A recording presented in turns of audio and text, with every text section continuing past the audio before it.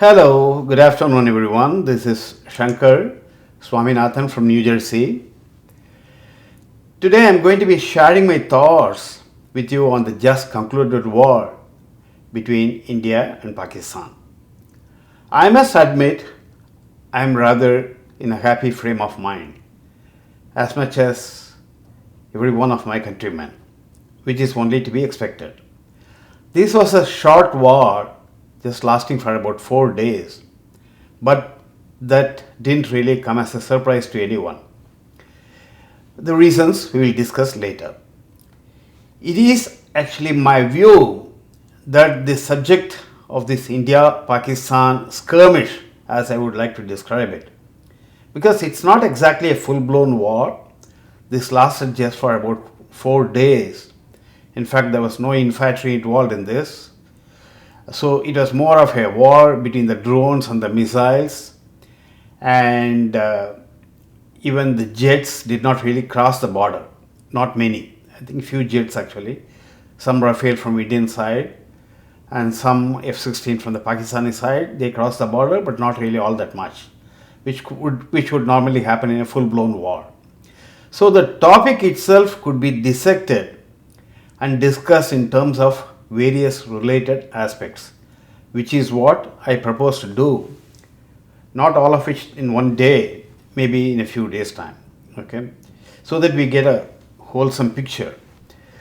We'll get a comprehensive perspective on various relevant factors, such as the conditions leading to the war, international approach, more in terms of not being able to make a distinction between India and Pakistan, which was kind of painful for me, and the international media lacking in objectivity, perhaps due to the lack of understanding of the issues involved, or even maybe deliberately.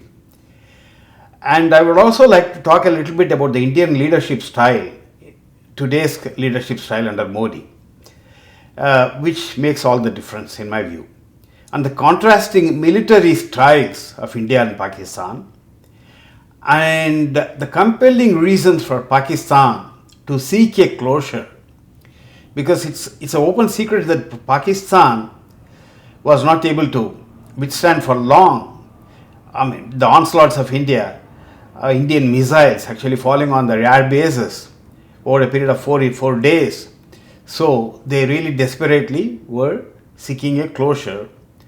And we'll talk all about that later, not in one day's presentation, as I said. And China's role, direct or indirect, more indirect, and the China's weaponry in the hands of Pakistan, and the Turkey providing weaponry to Pakistan, all of this we need to talk, and we need to have a correct view on these things, basically. To what extent that really helps strengthen Pakistan.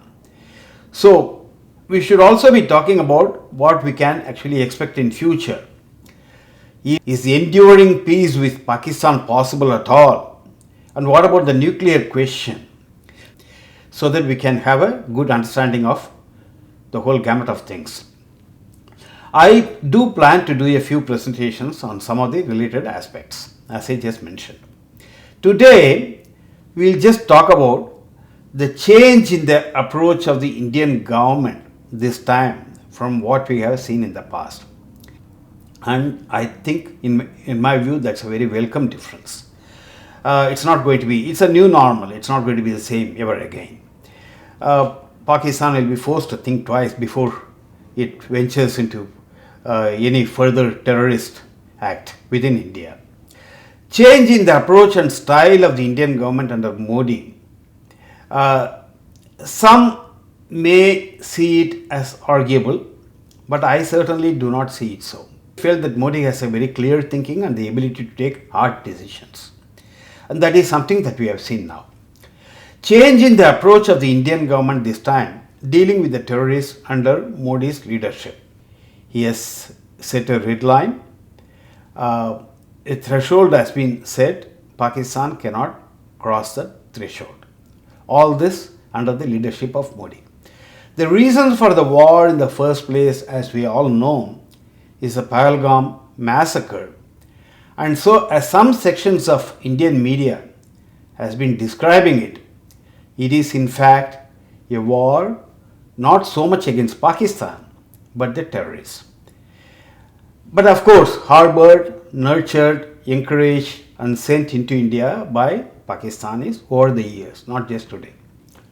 But the difference this time is the firmness and no nonsense approach with which the issue was handled by the Indian government.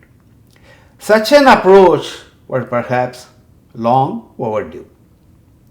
I think it will be really worth recalling the huge military exercise conducted under the command of General Sundarji. This was in the year 1985. The previous generation, the youngsters, would not be aware of this. So we can actually talk a little bit about this. This exercise was a very massive exercise going by the name of Operation Brass Tacks in the deserts of Rajasthan. Sundarji was one of the most astute generals that Indian military has had. This particular exercise, a brainchild of General Sundarji, was conducted with about 500,000 Indian soldiers. Such a huge military exercise is not really all that common. Rajiv Gandhi was the Prime Minister then.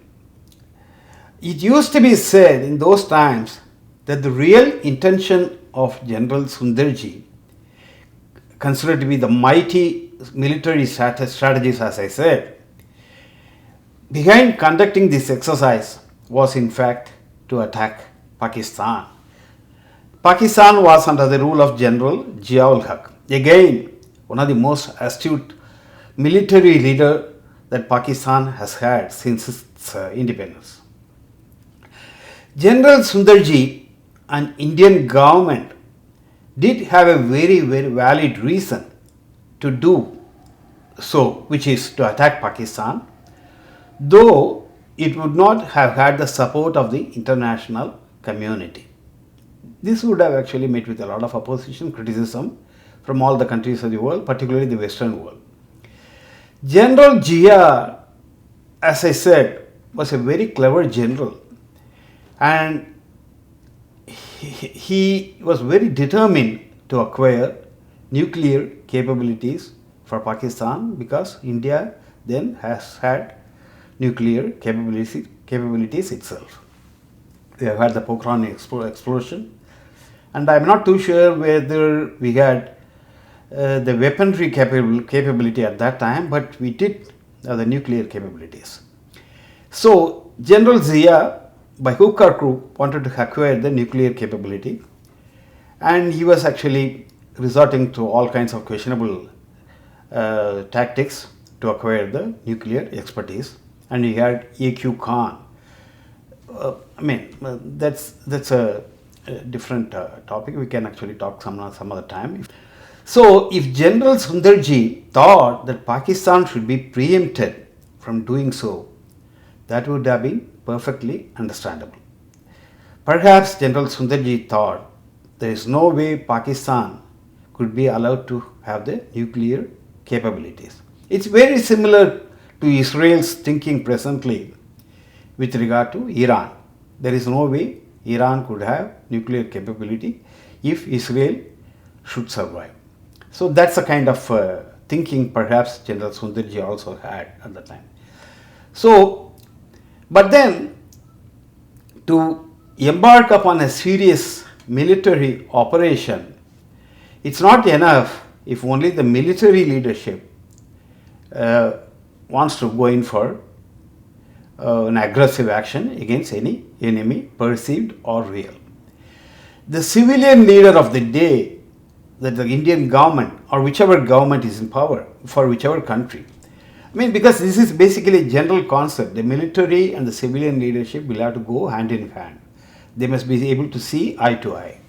So it's a kind of complementary role that they play when they have to take such a hard decision. Unfortunately, the Prime Minister of the day, Rajiv Gandhi, was not able to see General Sundarji's viewpoint. He perhaps thought that Pakistan would not be in any position to acquire nuclear capabilities. So eventually, what happened? The history is all there for us to see that Pakistan eventually acquired nuclear weapons and has been bluffing ever since with its nuclear threat. But that is until now. Until the present 2025 war between India and Pakistan. So fast forward, we come to the present times. In the past few years, there have been numerous attacks by Pakistan. Pakistan sponsored terrorists all these years. We all know about it. The Taj Hotel attack in Mumbai is perhaps the worst of them. We all know what the central government, then central government, did or did not do in response. They should have acted quite firmly. But that was not the government under Modi. That was government under somebody else. Okay, Mr. Manmohan Singh. I would not entirely blame the Manmohan Singh government or Manmohan Singh himself. Because the nuclear threat, even if it is not really very real, we cannot afford to take any chances, particularly with the kind of dysfunctional government that Pakistan has always had between the military and the civilian government. So perhaps Mr. Manmohan Singh did not think it worthwhile to go in for harder action against Pakistan, and he perhaps thought, the then Indian government perhaps thought that they would be able to persuade Pakistan to act reasonably. But anyway, as unrealistic as it is, anyway. But then, ever since Modi came to power in 2014, every terrorist attack in India has been responded to with force, and the responses have been incrementally stronger with each attack, taking the fight to the enemy across the border, demolishing the terrorist training camps, etc. We all know that. The idea was basically to send a deterrent message, which Pakistan, in its foolishness, has not been able to get. So, in 2025, finally, Pakistan has paid the price. If it is actually going to engage in further such actions, foolish actions, sending the terrorists once again for some kind of unfortunate incident, God forbid, within India, then it is even likely to pay even more heavily. But I must say that even for Modi, the threshold is reached with the Pahalgam attack, where more than 26 Indian civilians, have lost their lives. We have all seen the aftermath, which came in the form of a massive retaliation by India, showing Pakistan its place. Pakistan could make whatever claim that it would like to have, that it has actually won. Outlandish. So we don't really have to take cognizance of it. Reality is there for everyone to see. Nobody is a fool, no country is a fool. Now make no mistake, this is the new normal under Modi. This is going to be the new normal under Modi. Enough is enough. That's the kind of approach the Indian government has right now, which is right, absolutely. So if Pakistan is still foolish enough to persist with its nefarious designs, it is bound to face punishments harder and harder with every passing day or every occurrence. But knowing Pakistan, its inept civilian leadership, and the powerful role and the great influence that the military wields in Pakistan, with its foolishly adventurous, hateful, jingoistic generals, we still cannot be very sure that saner heads are going to prevail in Pakistan. Some sanity would dawn on the heads of the Pakistani generals. But then there lies the difference between 1985 and 2025. We had Rajiv Gandhi in 1985, who was not able to see what was coming, and then during the Taj attack in Bombay, you had another Congress government under Mr. Manmohan Singh who were not pragmatic enough to go in for aggressive action against Pakistan. And then, but the military with its hand tied could not do anything in 1985. I am talking about 1985, during the time of Sundarji and Rajiv Gandhi. But then today, when the military is given a free hand by a prime minister who knows his mind very well, who has great clarity of thought, who has a courage, who has conviction, and who knows what is to be done, regardless of the consequences, and who is able to see Pakistan's bluff with its nuclear threat. Now things are not the same. So with Modi in charge and exceptionally strong and clear leadership that this government is able to provide, our very valiant and professional military leadership, it's not going to be the same anymore. We can be sure of that. So in the days to come, we'll talk a lot more on other contextual factors to have a better understanding of the situation as they exist today. Because today there is a ceasefire, but even as this is ceasefire, we see Pakistanis violating just within 2 hours of agreeing to a ceasefire. It's still our space is being violated. Still, we see some Pakistani drones. Maybe the military is not listening to the civilian leadership in Pakistan, which has happened in the past, and which is a very common thing in Pakistan. So maybe that's a reason why they still feel like playing a few games. But then, let's hope this ceasefire will hold for some time. The other thing, when I actually talk about Modi's leadership, is that Indus Water Treaty, passing of Indus Water Treaty. It's not cancelling, it is only suspension. So Pakistan, see, when you decide to take some strong action against a country like Pakistan, with all the terrorist threat and whatever that they have been doing, so you have to actually go all out, which is what Modi has done. You have to exert pressure from all sides in whatever way possible. So Indus Water Treaty is definitely one such. In any case, the Kashmiris, the local Kashmiris, have never been for that Indus Water Treaty because their water has been deprived. That's what they say. I'm not a technical expert to comment more on that, but that's the impression. So the Indus Water Treaty still remains suspended.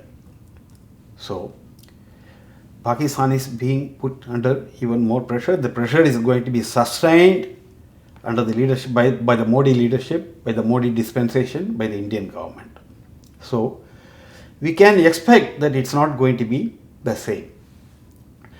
There is one theory in management where people don't have maturity, then only coercion will work. Persuasion will not work. Where people are not able to see reason, only coercion will work. Persuasion will not work. Compulsion will work. Force will work. Aggression will work. So the kind of message that you send, only that will work, because only that fear psychosis will actually work with such people who do not have the ability to see reality for what they are, to see the situation as they really exist. Still, if the Pakistani military is going to be entertaining some wild theories, wild ideas that they can, with the support of Chinese or countries like Turkey, with the weaponry, mediocre weaponry that are being provided by China and Turkey, if they entertain any idea that they could actually defeat India in a war anytime, no, they are being completely misguided, wrong, misled, or they are not able to see reason. Simply they are not able to see reason. They do not realize their follies. So such people, such a military would be able to see reason. Such a government like Pakistani government would be able to see reason only with pressure, only with coercion, only with the measures that have been taken by the Indian government. Limited war, you have actually destroyed the bases, You have showed them what you can actually do. These are all things that as military has accomplished, but without the civilian leadership's guidance, leadership and concurrence, the military would not be able to do these things. So the military has been given a free hand. They have accomplished the immediate objectives set. So let's hope we are in for much better days, more peaceful time. God bless Mother India. Jai Hind. Thank you.